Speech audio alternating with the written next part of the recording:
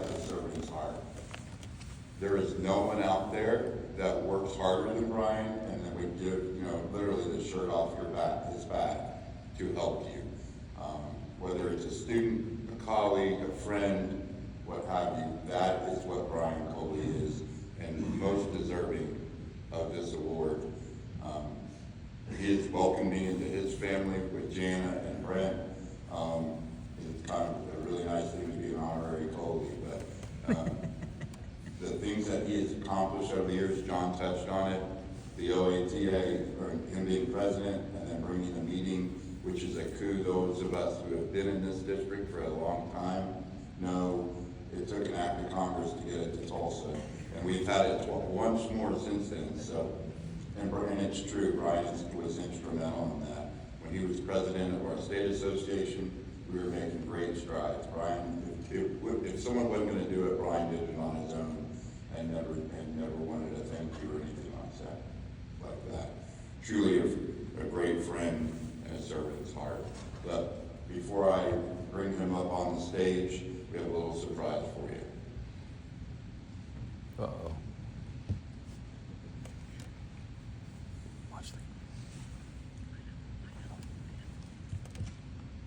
Hey Dad, wish I could be there to tell you this in person, but I am not able at this current time.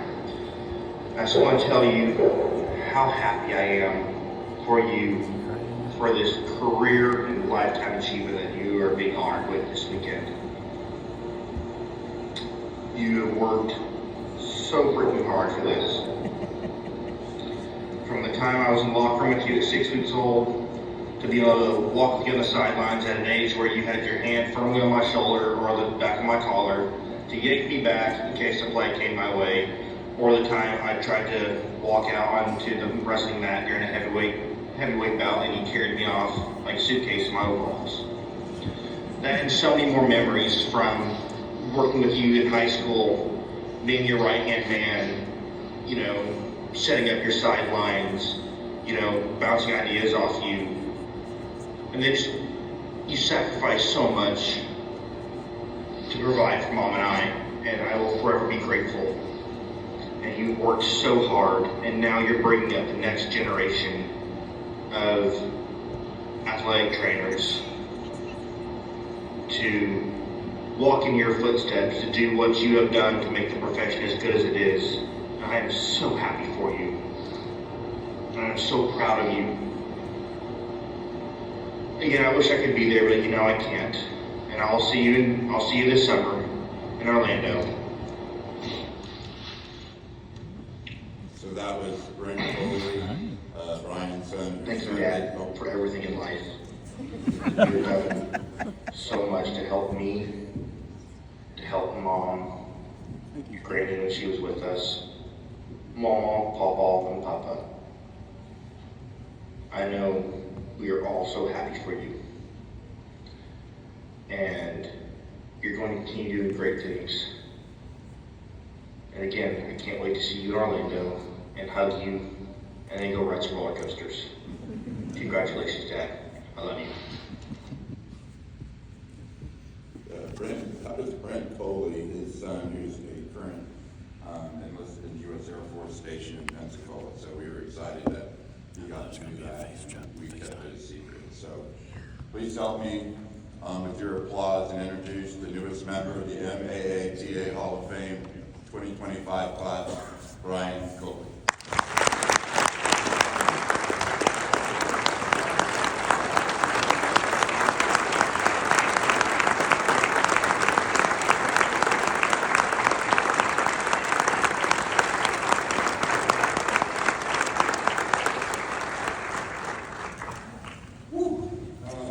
What a surprise that was.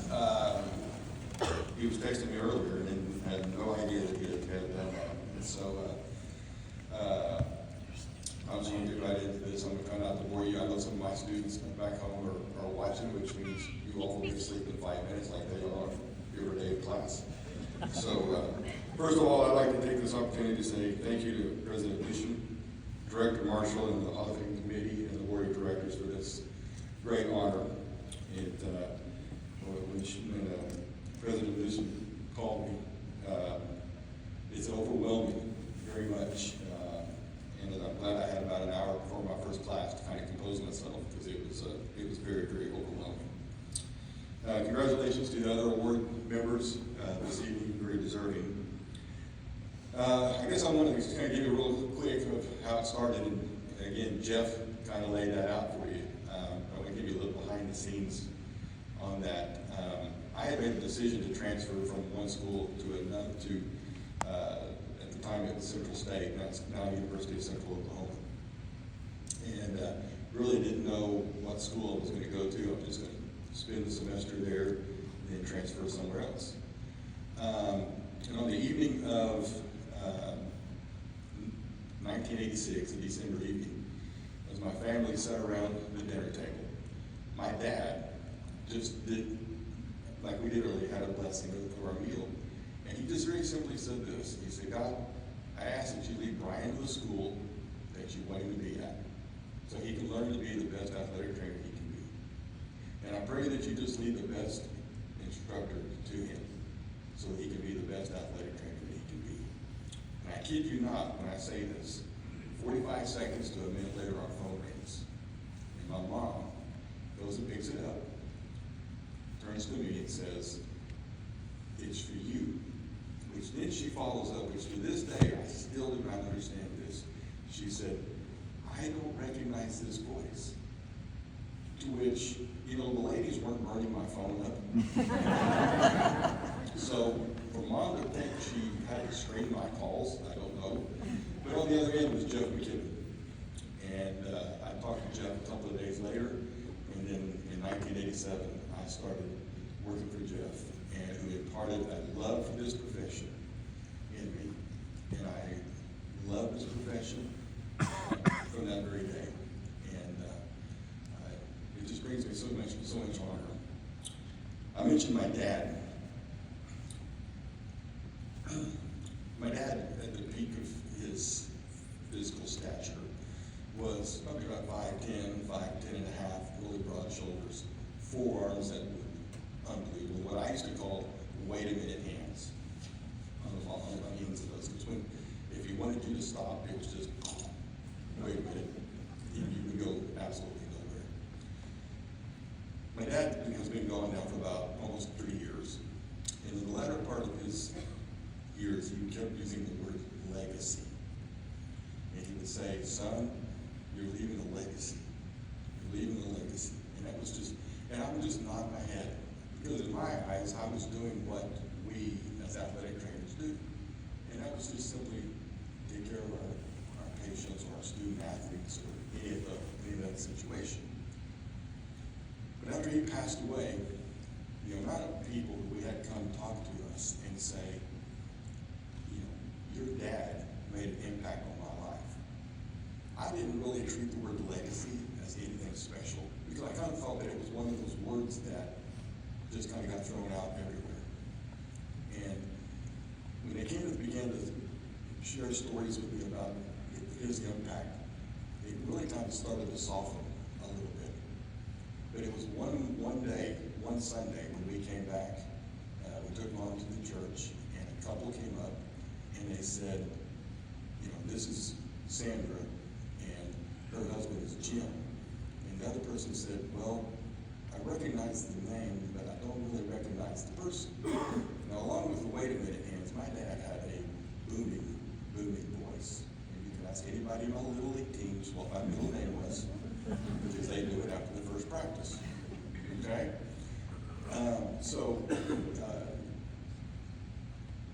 If he agreed with the pastor, he would say, amen. And the person said he's the amen guy. And that lady said, oh, the amen guy. And that's when I realized that my dad's legacy at his church, all now, is he's the amen guy. And that's when it really began to hit me what the word legacy stands for. And as I was preparing for this, I can look around this room and I can honestly say that each and every one of us in here has the opportunity to leave a legacy. It's our decision what kind of legacy that's going to be. Maybe it's financial, maybe it's spiritual, maybe it's professional. But we all have that opportunity to leave a legacy. I attended my first district meeting probably 2 or 3 years after I was certified. And I sat in the back like all new, athletic trainers. We were young athletic trainers, we weren't young professionals. And I remember a gentleman standing up by the name of George Sullivan from the University of Nebraska. And speaking of business meetings, Rob, thank you for an hour meeting today. Because any of those of us who have been around know there were business meetings where we had box lunches, box snacks, and box dinners. I mean, we had some long business meetings. But as I sat in the back, this is what George said. He said, we have to take care of our young athletic trainers. Because if we don't, there's not going to be a profession for them. And that really struck home to me. And it really absolutely changed the way I handled everything from that point on. I went out and I made sure that my student assistants that worked for me were taken care of. I made sure my student athletes, as we call them then, or now patients, were taken care of. It's how I take care of my students now. I try to do everything I can to make sure that they're okay, so that they can have a positive impact, not only on the world, but on our profession as well. So I have 2 little challenges here to all of us veteran athletic trainers that are in the room. Let's not stop mentoring our young ones, okay? They still need us. They still need to hear from us, as already been mentioned tonight. And to our young professionals that may be in the room, just because us old guys didn't come from a curriculum, don't discount the amount of knowledge and the wisdom that we have. I can tell you that I learned as much from older athletic trainers sitting around, listening to their stories, and just soaking it in as much as I did sitting in the classroom. We may not have 15 books to study from, or did, but we have the knowledge and we have the wisdom, and we want to, as it's already been said, we want to talk to you, and we are here for you. I got some thank yous, and he's not here. He's in our OATA Hall of Fame. He's in MAATA.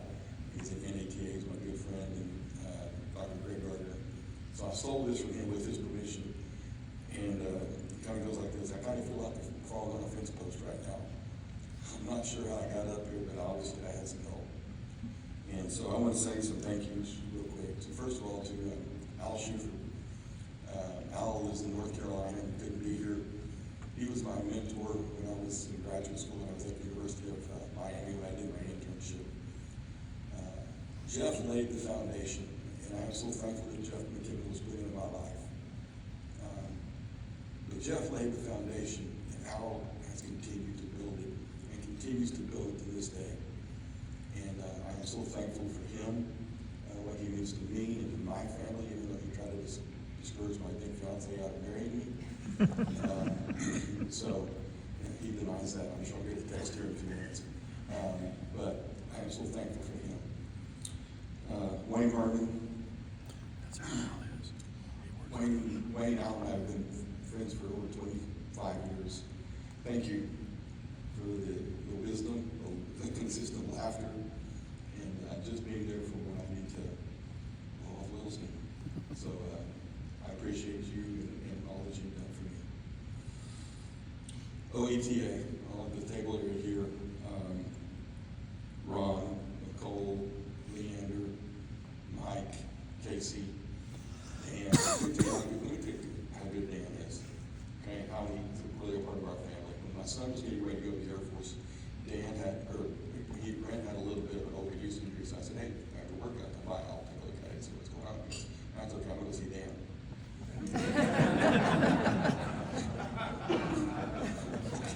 Okay, see Dan. And so, I was like, okay, that's cool. So, thank you, OATA. As I shared with him today, OATA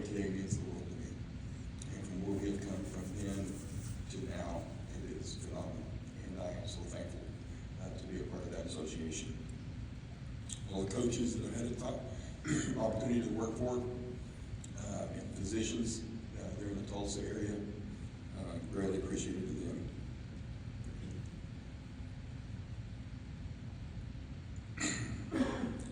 Dr. Carla Lynch. Dr. Carla Lynch is our Associate Dean at Rogers State. She's over nursing and health professions.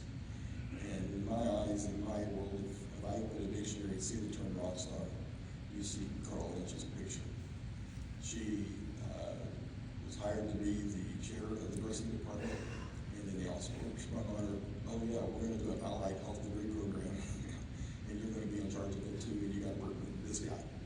And she has been absolutely tremendous to work for, and I'm so thankful that that we have a working relationship with each other. Dr. Susan Willis, who's now been our associate dean, is now going to be our academic dean and vice president. I got that wrong. And I'm thankful that when she heard me as an adjunct, that she didn't go back and look at my transcript when I had her 39 years ago, and I made it see when I applied to anatomy class. So I'm thankful for that. And then to our nursing faculty, we have a great opportunity to cross over in professions. And our nursing faculty, they bring my advanced student athletic trainers over to our camp division class. We do mock disaster drills with them, and they include us with them. And then I go in and work with the nurses on equipment removal of the students on what's going to happen, what to look for in concussion. So I'm so thankful for that faculty at Rogers State. And then the one person that I probably at our campus, I know that I know more than everything. But Ms. Kendall Ragsdale, thank you for being here. She's our administrative assistant in our department. And if you've got an administrative assistant that's on top of things, you know what I'm talking about. But she is absolutely tremendous. Obviously, I got three that can't be here, but I know they're looking down. And that's my father-in-law, Gene, and my mother-in-law, Jane, and my dad, Jim. And as my mom said when I got the announcement, she said, honey, you wouldn't knock the smile off your daddy's face if you had a tube before. And that's exactly true. And I love him and miss him. To my mom, who is here, I'm so thankful, Mom, that you answered the phone that December evening in 1986. My brother, Eric, who flew in from Coley, thank you, buddy, for being here. You heard his voice, and he is my right-hand man. On September 11th of '95, I held him in my arms when we watched the Green Bay Packers and the Chicago Bears. And he has been by my side since I was old enough to be able to walk and do anything. And I love him, and I miss him. And that's to my wonderful son, Brent. Last but not least, I was so thrilled that she did listen to Al. And that's my beautiful wife, Janet. She is, we all know that being the spouse of an athletic trainer is not easy. And she's been right there beside me the whole way, staying up late at night after coming off road trips just to hear what was going on. And the day when we had pagers, they would go off and I'd run out the door and she would just be like, hey, there he goes again. And so thank you, sweetheart, for being there. Again, thank you so very much for this humble, overwhelming award. And as I made, I don't know if I made a mistake, but after I got the call, I looked at the website of the Hall of Fame members and went, oh my. And thank you so much.